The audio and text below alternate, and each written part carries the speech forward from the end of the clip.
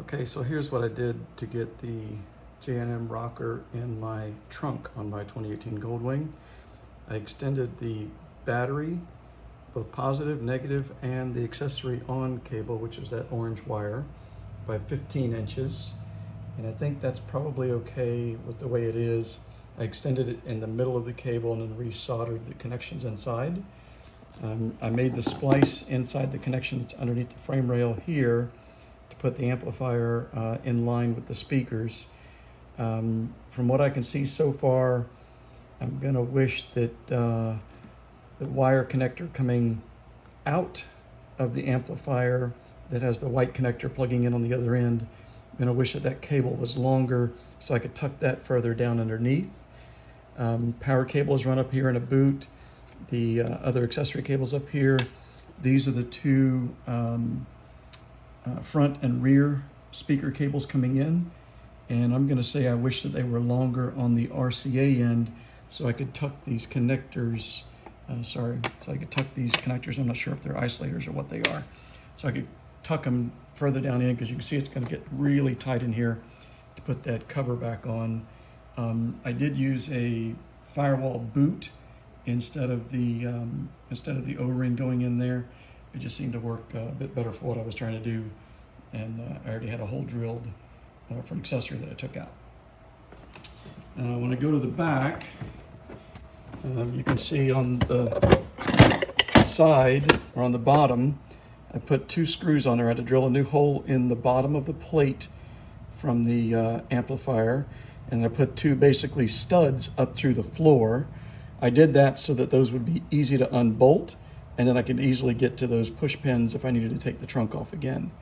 You'll see that I also, on the sides, there's 2 red tabs sticking out. Those are actually computer fan rubberized mounts for isolating vibration. I think on the one that's closest to the front, when I finish it, I think I'll put an actual stud in there, because there is plenty of room here to put that and not hit. Underneath on the side, I started to do that over here, but I think that skin's gonna be too close when it comes in there, so I just left it as that rubber mount. I don't think I need any of it. Those 2 on the bottom really mount it solidly, and I think that's gonna work out. So again, I turned this bracket upside down on the amplifier, which, John, you'll appreciate that I also then turned over your label on the front of it here. But when I bolt the thing down, it is really solidly in place. There's very little wiggle, because I bolted it flat to the floor on those 2 studs, and I just put a little rubber, again, a little fan vibration dampener up here as a standoff, because that's where the push pin is on the front of the trunk, and I couldn't drill anywhere close to it, so I just put that. It is really solid. I don't have it touching the speaker housing here. It leaves a pretty decent gap on the back. What I did with both of these brackets on the back is I bent them to be somewhat flat, so that they go up against the sides over here a bit better. So I kind of angled them to that, but they're more flat than what they were. So I'm about to power this thing up and give it a test.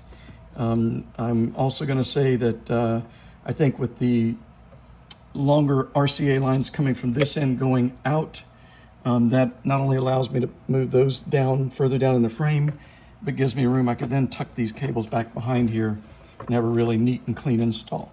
Right now they're just a little too tight. I could probably put a little 1-inch female to female or female male inline splice in there to do that. I don't like jacking with audio and messing it up, but I may do that just to be able to do a clean install. But that's where I am, about ready to fire it up and test it.